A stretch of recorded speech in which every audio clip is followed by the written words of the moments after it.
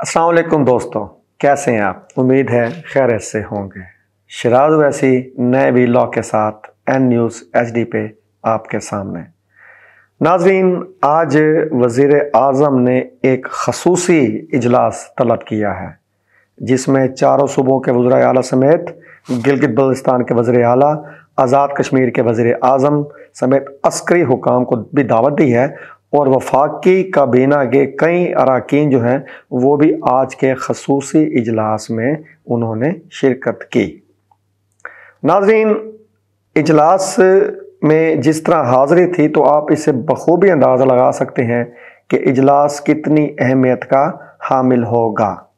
اس میں اس خصوصی اجلاس میں وزیر اعظم نے جو سیلابی آفت کا سامنا کرنا پڑا ہمارے ملک کو اور اس سیلابی صورتحال سے جو متاثر ہیں بہت زیادہ تعداد میں، ان کی بحالی کے لیے یعنی کہ اقدامات کا جائزہ لیا گیا۔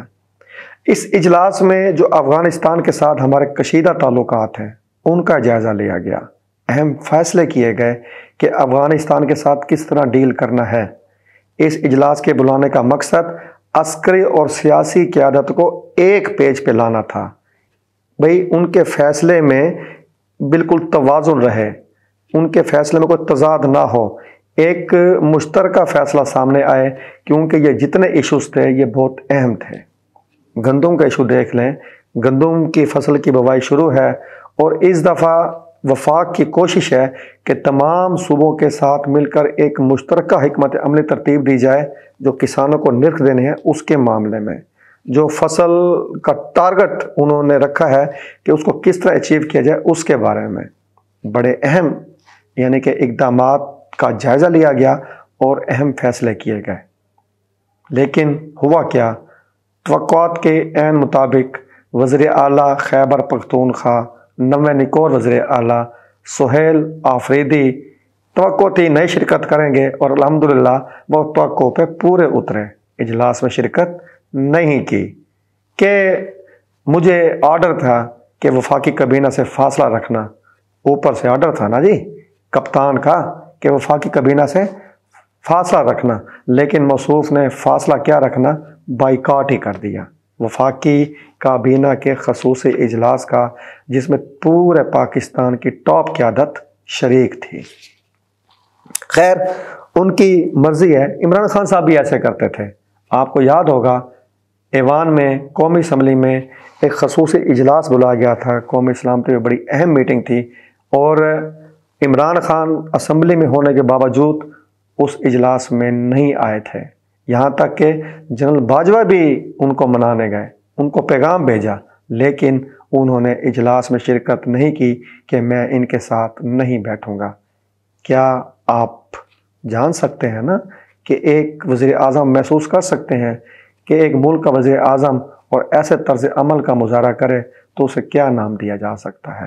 اور موصوف کے جو نامزد وزیر اعلیٰ ہیں سہیل آفریدی، انہوں نے توقعات کے مطابق وہی کردار ادا کیا جو کہ عمران خان کرتے آئے ہیں۔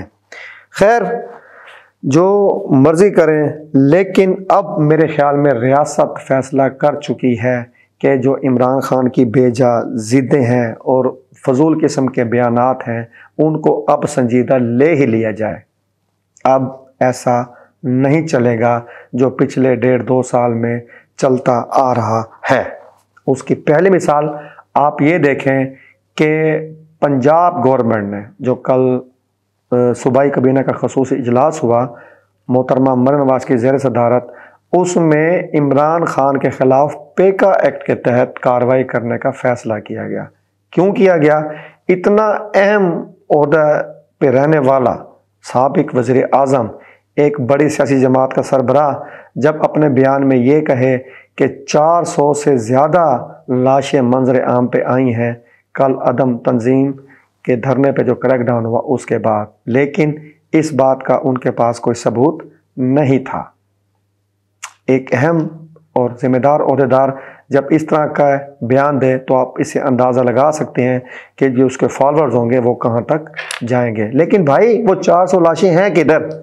اس پہ موصوف کوئی وضاحت نہیں دیں گے۔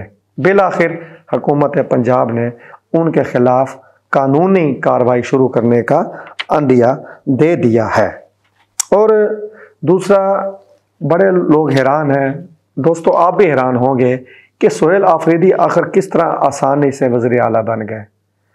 मेरे ख्याल में इस्टेब्लिशमेंट ने या जो हमारी यानी कि क़यादत है, मुक़्तदरा ने, उन्होंने इन तक पैगाम पहुंचाया, ठीक है आपके पास वोट हैं, आप लें अपना वज़ीर आला, लेकिन ध्यान से अब उस तरह की हरकतें नहीं चलेंगी जैसे अब तक चलती आ रही हैं। आप ये देखें कि रियासत अब सख्त फैसले करने जा रही है, अब ठोस रियासत बनने जा रही है। इनको पैगाम पहुंचा दिया गया है कि इंडिया को हमने शिकस्त दे रखी है, अफगानिस्तान के साथ बरसरे पैकार हैं, दहशत गर्दों की कमर तोड़ने को हम तैयार हैं।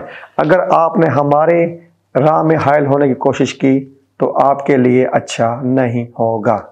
इसका अंदाज़ा आप जो जुनैद अकबर हैं, पार्टी सदर पख्तूनख्वा के, उनके बयानात से लगा लिया होगा कि हम रियासत के साथ चलेंगे, जैसे हमारे इदारे चाहेंगे।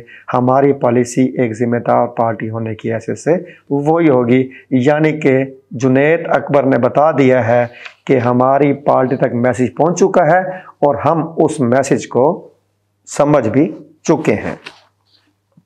और उम्मीद है कि जो रियासत ने फ़ैसले किए हैं, जो रियासत ने पैगामात दिए हैं, पिछले दिनों जो क्रैक डाउन हुआ है, दूसरी पार्टियों को जो इंतशार पसंदी की सोच रखती हैं उन तक भी मैसेज पहुंच गया होगा कि मुल्क में खिलाफ आइन, खिलाफ कानून कोई इंतशार नहीं चलेगा।